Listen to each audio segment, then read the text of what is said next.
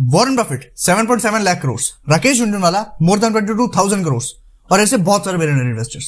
और अगर आप चाहते हो कि आपकी इन्वेस्टिंग जर्नी भी इनकी तरह ही हो जाए तो आपको इनसे सीखने की जरूरत है, क्योंकि यूट्यूब पे और मार्केट में बहुत सारे ऐसे लोग हैं जो 15 दिन में पैसे डबल करने की स्कीमें बेच रहे हैं। और अगर आप उस कैटेगरी में फॉल करते हो तो सॉरी, यू कैन लीव। लेकिन अगर फॉर्चुनेटली आप उस कैटेगरी में फॉल करते हो जिनको वैल्यू इन्वेस्टिंग की कीमत पता है और कितनी वर्थ उसकी एक्चुअली आपकी लाइफ में है, अगर वो आपको पता है, तो welcome to this title 7 advices given by the billionaire investors of the world.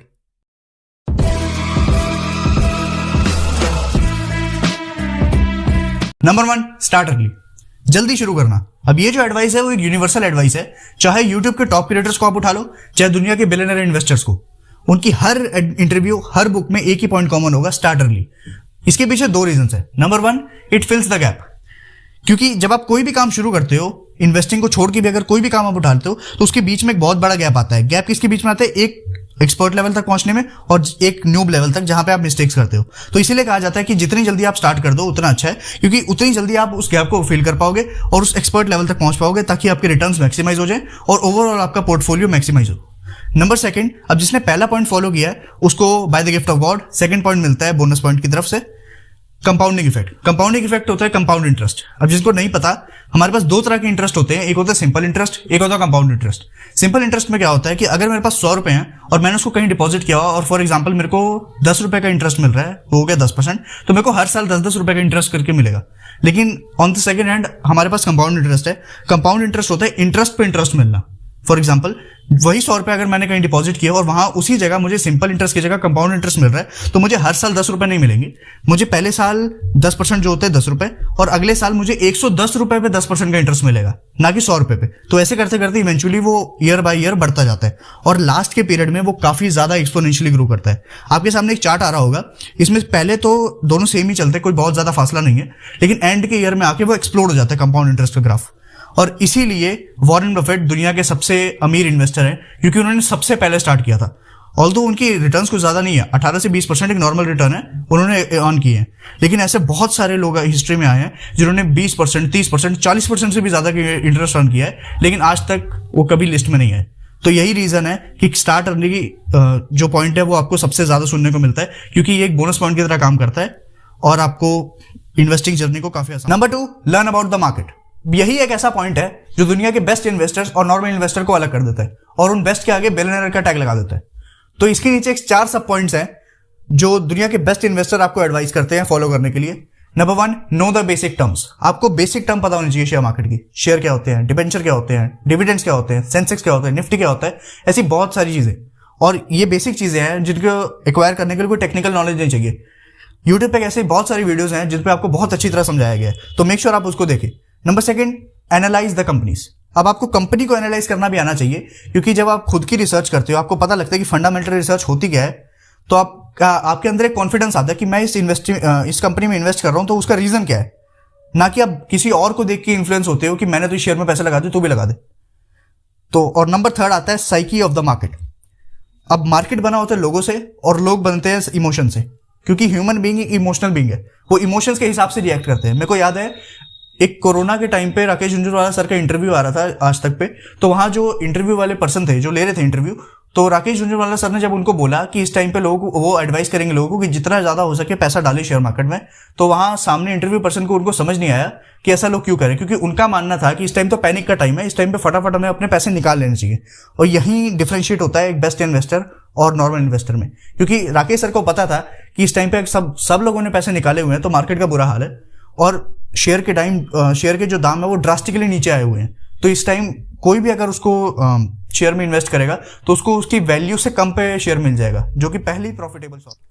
Number 3, diversify your portfolio. अब इस पॉइंट को समझने से पहले हम ये समझेंगे कि पोर्टफोलियो होता क्या है। पोर्टफोलियो सिंपल लैंग्वेज में आपकी सीवी की तरह होता है। जिस प्रकार आपकी सीवी में आपके सारे क्वालिफिकेशंस आपने कहां से कर रखी है, आपकी सारी इंफॉर्मेशन होती है, वैसे पोर्टफोलियो भी एक वर्चुअल सीवी की तरह होता है, जिसके अंदर आपके सारे इन्वेस्टमेंट्स रिकॉर्डेड होते हैं। जैसे कि आपने कौन से शेयर में पैसे लगाए हुए हैं, कौन से इन्वेस्टमेंट्स आपने कर रखी हैं, कौन से बॉन्ड्स आपने कर रखे हैं, एक्सेट्रा एक्सेट्रा। सो इसके पहले एक वार्निंग आती है कि सेविंग और इन्वेस्टिंग अलग अलग चीजें हैं, दोनों को मर्ज मत करना। और इन्वेस्ट करने से पहले आप अपनी सेविंग को असाइड कर लें। स्पेशली जो इमरजेंसी फंड है, इमरजेंसी फंड होता है कि थंब रूल है कि आपके 6 महीने के जो एक्सपेंस हैं वो एक साइड पे पड़े होने चाहिए, जिसपे कोई भी रिस्क फैक्टर अफेक्ट ना कर पाए। ताकि इमरजेंसी के टाइम पे आप उसको यूज कर सके 6 महीने तक। उसके बाद आपके पास अगर कुछ बचता है तो वो पोर्टफोलियो में लगाए ताकि उसको इन्वेस्ट करके आप ज्यादा से ज्यादा रिटर्न कमा सकें। अब मेन पॉइंट आता है कि डाइवर्सिफाई करना क्यों पोर्टफोलियो। अब डाइवर्सिफाई होता है कि आपके पास कुछ एक्स अमाउंट है, उसको आपने एक जगह ना लगा के काफी जगह पे डिस्ट्रीब्यूट कर दिया।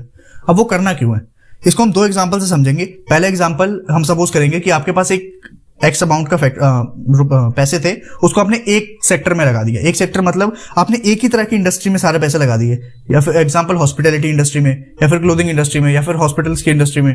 और दूसरा हम लोग सपोज करेंगे एग्जांपल कि आपने एक ही तरह की कैटेगरी में लगा दिया पैसा, जैसे low risk category, high risk category, very high risk category. तो सबसे पहले हम लोग आते हैं एक ही सेक्टर में पैसे अब आपने लगाए तो क्या होगा। एग्जाम्पल, आपने कोरोना के पहले रेस्टोरेंट वाली किसी कंपनी में अपने पैसे लगा दिए और अपने सारे पैसे वहीं लगा दिए, क्योंकि वो पहले वो कंपनी बहुत अच्छा परफॉर्म कर रही थी। अब जैसे ही कोरोना आया, क्योंकि आपके सारे पैसे एक ही जगह की एक ही इंडस्ट्री में लगे हुए थे, तो रेस्टोरेंट तो बंद हो गए कोरोना में, तो आपको सबसे ज्यादा लॉस वहां हो जाएगा। लेकिन वही अगर आपने थोड़े से भी पैसे फार्मास्यूटिकल इंडस्ट्री में लगा रखे थे तो वो काफी ज्यादा बूम होते, लेकिन वो नहीं हुआ। और सेकंड पॉइंट, एक ही कैटेगरी में पैसा लगाना। जैसे या तो आपने कैटेगरी, वैसे मैंने आपको पहले बताया कि सबसे हाई रिस्क कैटेगरी होती है, उससे लो होती है और सबसे लो होती है। अगर आपने सिर्फ लो रिस्क कैटेगरी में लगाया तो आपका पैसे तो सेव हो जाएंगे, लेकिन उस पर आपको रिटर्न कमाने का मौका नहीं मिलेगा। अगर आपने सब सारे के सारे पैसे अपने सारे हाई रिस्क कैटेगरी पे लगा दिए तो हो सकता है कि आपके पास कुछ भी ना बचे। तो इसीलिए एक बैलेंस बना के चलना होता है कि आप अपने पोर्टफोलियो को अच्छी तरह डाइवर्सिफाई करें। और वॉरेन बफेट की एक फेमस लाइन भी है कि don't put your all eggs in one basket, क्योंकि गलती से भी अगर वो बास्केट गिर गई तो सारे अंडे फूट जाएंगे और यहाँ पे अंडे आपके वो पैसे हैं। Number 4, stay away from news. यह सबसे आखिरी चीज है जो आप अपने पोर्टफोलियो और इन्वेस्टिंग जर्नी के साथ कर सकते हो, क्योंकि जनरली होता क्या है, एक नया इन्वेस्टर जब आता है शुरू में तो वो बहुत अच्छा परफॉर्म करता है, सारे पॉइंट्स फॉलो करता है, लेकिन फिर एक लालच का फैक्टर एडवर्टाइजमेंट की तरह उसकी जिंदगी में आ जाता है और वो भागने लगता है शॉर्टकट के चक्कर में, टिप्स के चक्कर में, वो सो कॉल्ड अंदर की खबर के चक्कर में। सबसे पहली बात तो वो अंदर की खबर लाता कौन है वो आज तक कभी पता नहीं लगेगा और ना ही लगेगा, क्योंकि वो अंदर की खबर आप कहीं की डीसी नहीं लगे, क्योंकि वो अंदर की खबर आपके कानों तक पहुंची है, मतलब कोई चाहता था कि वो सबको पता लगे। तो इसलिए न्यूज से दूर रहो। और अगर आपके अंदर ये क्वेश्चन आ रहा है कि भाई हमें न्यूज देखना तो जरूरी है कि पता लगना चाहिए मार्केट में हुआ क्या आज, तो किसी यूट्यूब चैनल को सब्सक्राइब कर लो या तो न्यूज़पेपर लगवा लो, क्योंकि आपको सिर्फ जानना है कि हुआ क्या, ओपिनियन से बहुत दूर रहो। और ये सबसे अच्छी चीज हो सकती है जो अपने पूरी इन्वेस्टिंग जर्नी में करोगे। एक बार करके देखना, you will thank me. Number 5, think long term. अब किसी भी आप अपने फेवरेट इन्वेस्टर को उठा ले, राकेश झुनझुनवाला से लेके वॉरेन बफेट से लेके राधाकृष्ण दमानी, वो सभी एक ओल्डर एज में फॉल करते हैं और वो बिलियनर भी एक ओल्डर एज में ही बने हैं, क्योंकि उन्होंने अपना सारा पैसा जितने भी उन्होंने इन्वेस्ट किया था वो काफी लॉन्ग पीरियड के लिए मार्केट में रहने दिया और जिससे उनको कंपाउंडिंग इफेक्ट का फायदा मिला, वो जो पीछे मैंने बताया था। और आज हर साल का उनका इंटरेस्ट काफी ज्यादा है उसी कंपाउंडिंग की वजह से। और मेरी डेफिनेशन क्या है इन्वेस्टिंग की, जो जल्दी पैसे कमाना चाहते हैं उनके लिए एडवाइस ये है कि अपनी जो मेन स्ट्रीम इनकम है उसमें आपकी स्किल अपग्रेडेशन कीजिए और उसमें आप पैसे कमाइए। मेरी डेफिनेशन क्या है इन्वेस्टिंग की, कि आप अपनी इनकम स्ट्रीम से एक पैसे लेकर आते हो, एक्स अमाउंट, उसको आप खर्च करते हो, जो बचता है उसको आप सेव करते हो और फिर जो बचता है उसको आप अपने पोर्टफोलियो में डालते हो, उसको इन्वेस्ट करते हो, ताकि आपका जो बचा हुआ पैसा है उस पर इन्फ्लेशन की मार ना पड़े और वो लॉन्ग टर्म में एक सीड की तरह जाके एक पूरा पेड़ बने, ताकि आपको अच्छी खासी वेल्थ जनरेट करके दे लॉन्ग टर्म के पेड़ में। और ये पॉइंट सारे इन्वेस्टर्स आपको समझाने की कोशिश करते हैं। जो समझ जाता है वो टॉप लिस्ट में आ जाता है, जो नहीं समझता वो ट्रेडिंग के चक्कर में पड़ जाता है। ऑल दो ट्रेडिंग बुरी नहीं है, लेकिन रेगुलर ट्रेडिंग जिसको नहीं आती वो सिर्फ ट्रेडिंग के पीछे अगर भागता है तो उसके साथ यही होता है। इसलिए एडवाइस यही किया जाता है कि अगर आपको एक सेफर जोन में रहना है फिर भी आपको अच्छे रिटर्न्स चाहिए तो वैल्यू इन्वेस्टिंग को फॉलो करो। Number 6, review your portfolio. अब स्टार्टिंग से कोई भी परफेक्ट नहीं होता।